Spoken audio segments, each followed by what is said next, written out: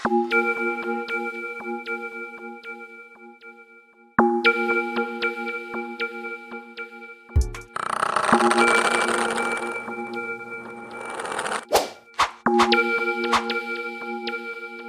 itu merupakan singkatan dari fear of missing out, yang dimana artinya itu takut akan tertinggal sesuatu. Jadi fenomena ini merujuk kepada suatu fenomena psikologis yang dimana seseorang itu merasa takut atau tertinggal akan sesuatu yang sedang hype. Artinya ia merasakan kecemasan bahwa ia tidak terlibat dalam suatu pengalaman tersebut, seperti itu.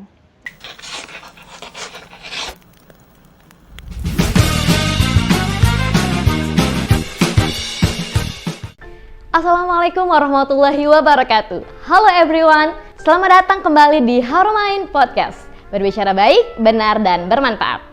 Bersama saya di sini Rina Nurhadiani sebagai host hari ini dengan edisi Sapa Ustazah. Yap, spesial di episode 3 kali ini kita akan membahas seputar hal-hal yang sedang hype nih di kalangan remaja. Pernah dengar istilah FOMO? FOMO. Yap, kira-kira teman-teman tahu nggak sih FOMO itu apa? Ya, tentunya di sini saya nggak akan berbicara sendiri karena di sini sudah bersama kita ada tamu yang tentunya akan ahli di bidangnya. Assalamualaikum Ustazah. Waalaikumsalam warahmatullahi wabarakatuh. Gimana kabar nih Ustazah? Alhamdulillah luar biasa, cukup baik, dan terima kasih sebelumnya sudah mengundang dan memberikan kesempatan untuk kita sama-sama berdiskusi ringan di Harumain Podcast. Wah, alhamdulillah ya, hari ini kita kedatangan Ustazah Nadia. Ya, mungkin sebelum kita berbincang lebih serius lagi nih dengan Ustazah kita hari ini, mungkin Ustazah bisa memperkenalkan diri terlebih dahulu, nama, alamat, ataupun kesibukan saat ini. Oke, tak kenal maka tak sayang betul, ya. Tak kenal maka tak sayang ya. Oke, perkenalkan, saya Nadia Salsabila Munawaroh. Domisili saya aslinya dari Merce, Narmada, Lombok Barat. Kesibukan kali ini, alhamdulillah, awal tahun kemarin saya baru menyelesaikan pendidikan magister di Universitas Muhammadiyah Malang, jurusan psikologi. Saat ini saya sedang mengajar atau sebagai ustazah di Pondok Pesantren Nurul Haramain Putra dan juga mengajar di MINWDI Nurul Haramain. Mungkin seperti itu kesibukannya setiap harinya gitu. Wah, Master Psikologi. Kali ini kita kedatangan Ustazah Master Psikologi. Ya, tentunya untuk membahas topik pada hari ini. Nah, berbicara tentang FOMO, teman-teman udah tahu nggak sih FOMO itu apa? Kira-kira FOMO itu baik nggak sih? Nah, untuk lebih jelasnya, hari ini kita akan ngobrol lebih banyak lagi dengan tamu kita hari ini. Ya, Ustazah, mungkin berbicara tentang FOMO. Menurut Ustazah, FOMO itu apa sih, Ustazah? Oke, sebelum kita masuk ke pembahasan FOMO itu sendiri, kita harus paham dulu nih sebenarnya FOMO ini akibat dari apa gitu ya. Seperti yang kita udah sama-sama ketahui, internet saat ini menjadi bagian yang tidak bisa dipisahkan dalam kehidupan kita sehari-hari.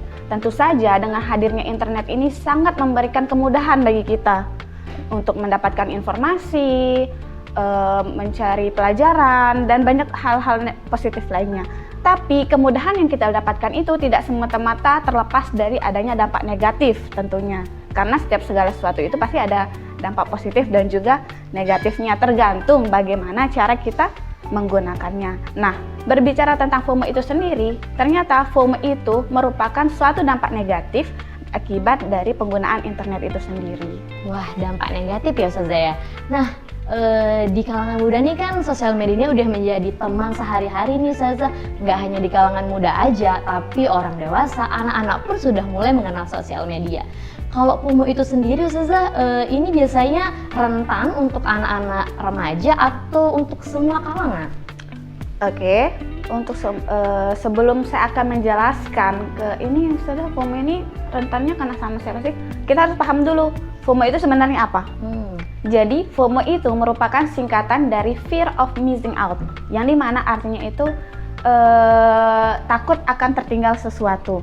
Jadi fenomena ini merujuk kepada suatu fenomena psikologis yang dimana seseorang itu merasa takut atau tertinggal akan sesuatu yang sedang hype. Artinya ia merasakan kecemasan bahwa ia tidak terlibat dalam suatu pengalaman tersebut, seperti itu. Jadi seperti yang sudah saya jelaskan tadi bahwa FOMO ini merupakan dampak negatif dari penggunaan media sosial atau internet itu sendiri. Dan artinya bahwa tidak menutup kemungkinan dari jenjang usia berapapun itu bisa terkena FOMO itu sendiri. Artinya tidak menutup kemungkinan itu anak-anak, usia muda, bahkan usia tua pun bisa terkena dampak dari penggunaan internet yang berlebihan itu atau FOMO itu sendiri. Wow, jadi semua bisa kena FOMO ya teman-teman. Gak hanya anak muda aja, tapi semua pengguna sosial media yang memang sangat takut untuk kehilangan tren saat ini bisa terkena FOMO itu sendiri.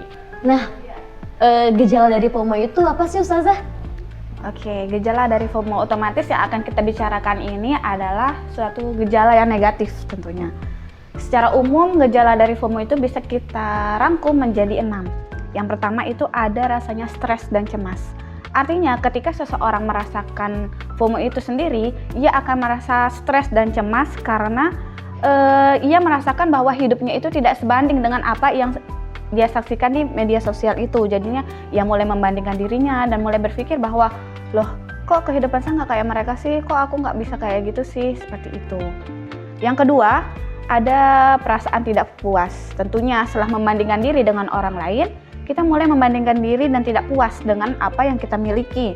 Seperti kok dia bisa sih jalan-jalan ke luar negeri, kok aku nggak bisa gitu. Aku kapan bisanya ya pergi jalan-jalan ke luar negeri kayak gitu. Atau pergi nongkrong ke kafe-kafe yang lagi hype, lagi nonton film-film baru yang baru tayang yang lagi hype gitu kan.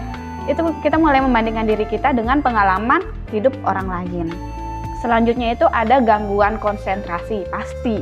Karena salah satu tanda dari FOMO itu sendiri adalah kita tidak bisa menjauh dari yang namanya gadget atau HP itu sendiri. Jadi ketika kita tidak bisa mengontrol diri kita atas gadget itu sendiri, itu tentu akan sangat mengganggu konsentrasi kita. Jadi kita tidak bisa fokus terhadap suatu pekerjaan yang harus kita selesaikan karena merasa harus selalu terhubung nih, harus selalu update tentang berita-berita terbaru.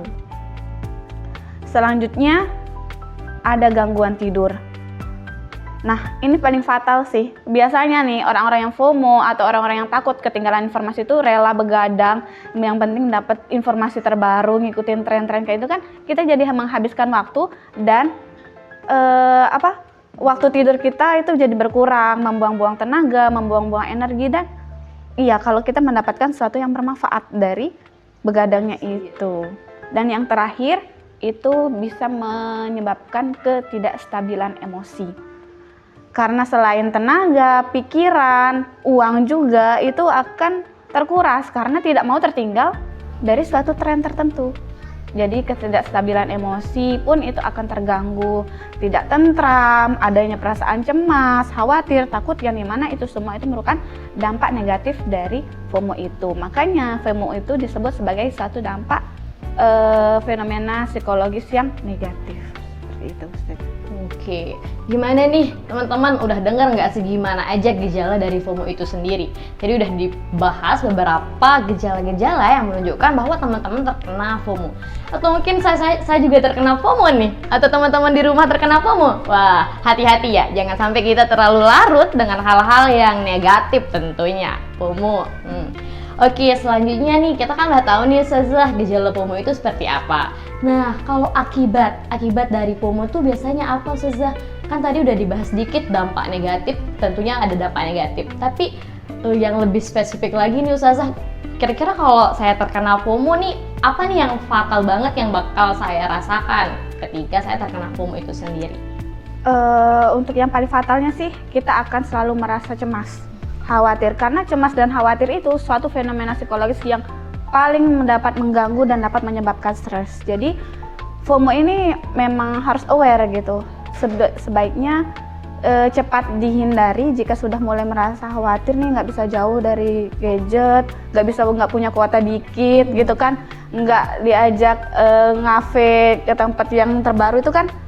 Itu tanda-tandanya kita bisa menilai diri kita sendiri lah, seperti itu. Dan yang paling fatal memang kita sudah mulai merasa cemas dan khawatir, karena itu dapat mengganggu kesejahteraan psikologis kita.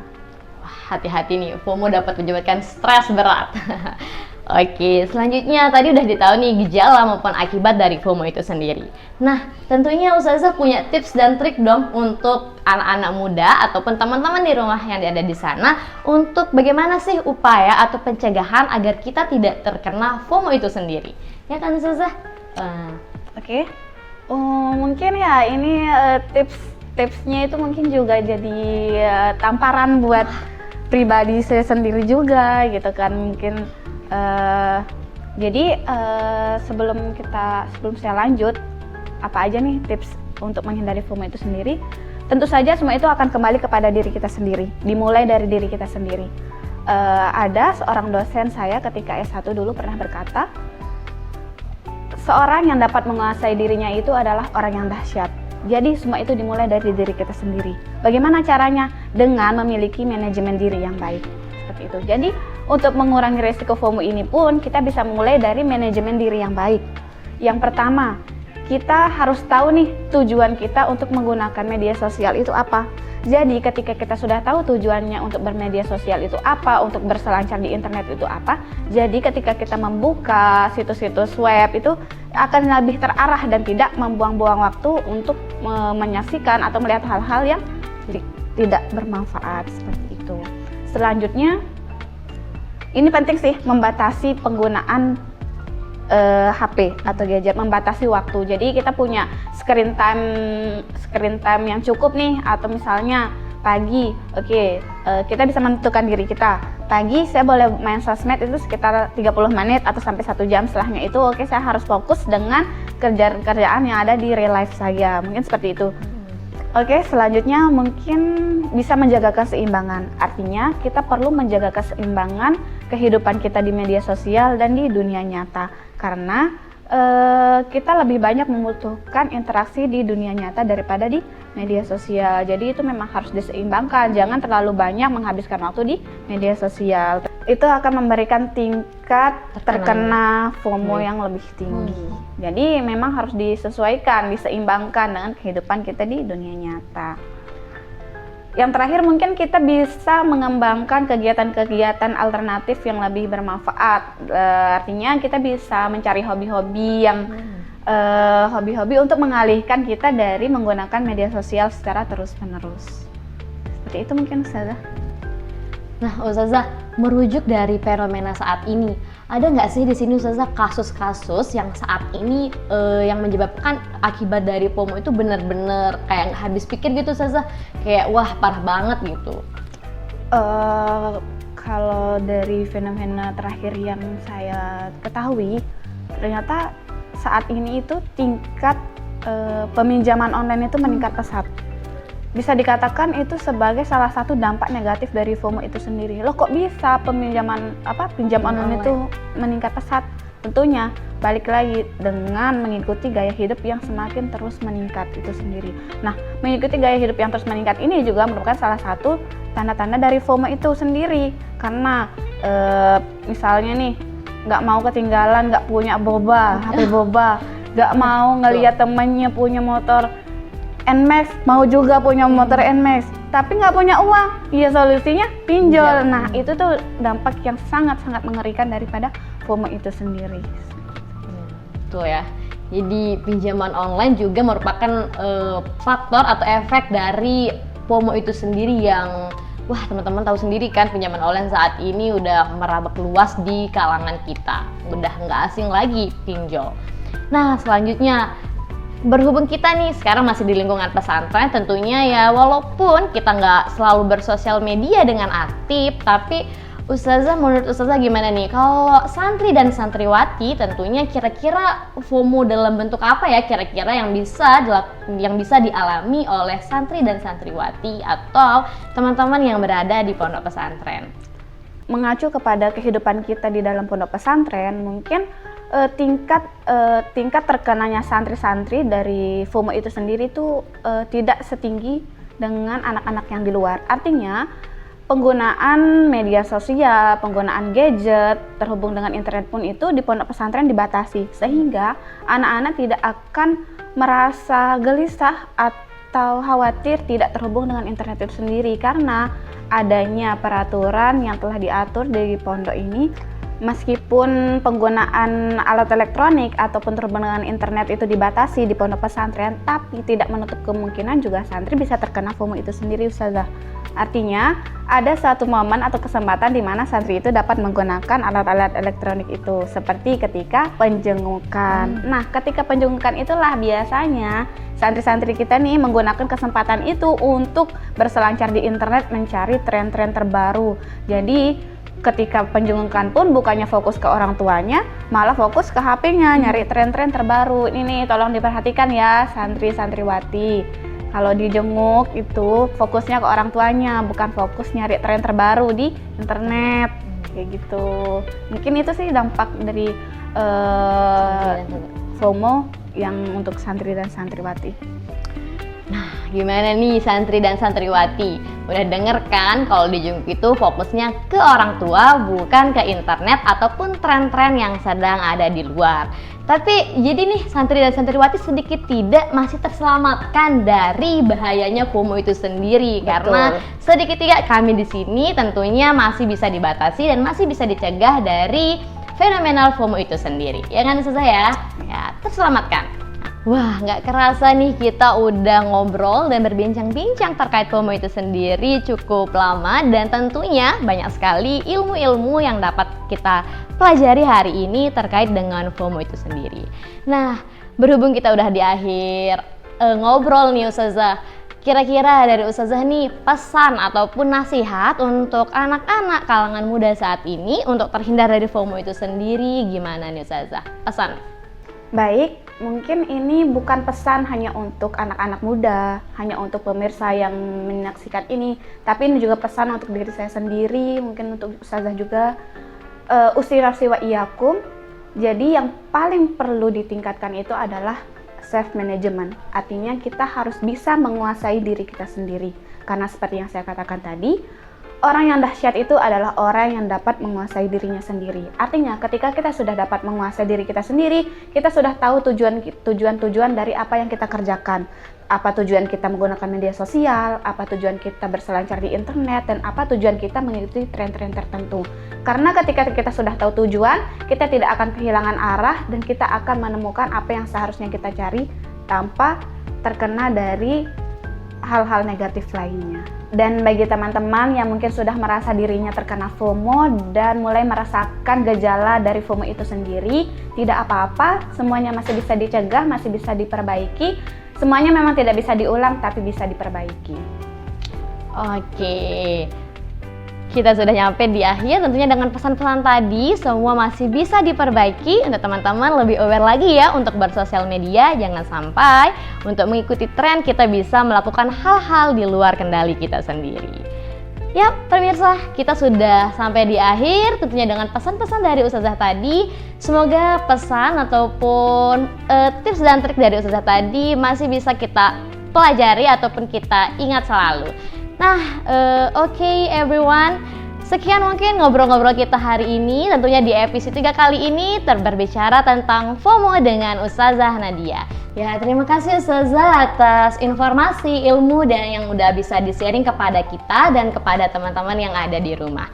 Terima kasih juga untuk teman-teman yang sudah menyimak obrolan kita hari ini. Bagi teman-teman yang ingin memberikan saran, narasumber, ataupun ilmu-ilmu yang akan kita bahas selanjutnya, bisa komen di channel YouTube Haramain Podcast. Dan jangan lupa untuk selalu pantengin episode-episode selanjutnya, tentunya dengan informasi yang lebih menarik lagi. Yap, mungkin itu saja Ustazah. Sekian dari kami, saya Rina Nurhadiani selaku host hari ini, dan Ustazah Nadia selaku tamu maupun narasumber kita hari ini. Kami pamit undur diri. Wassalamualaikum warahmatullahi wabarakatuh. Bye-bye.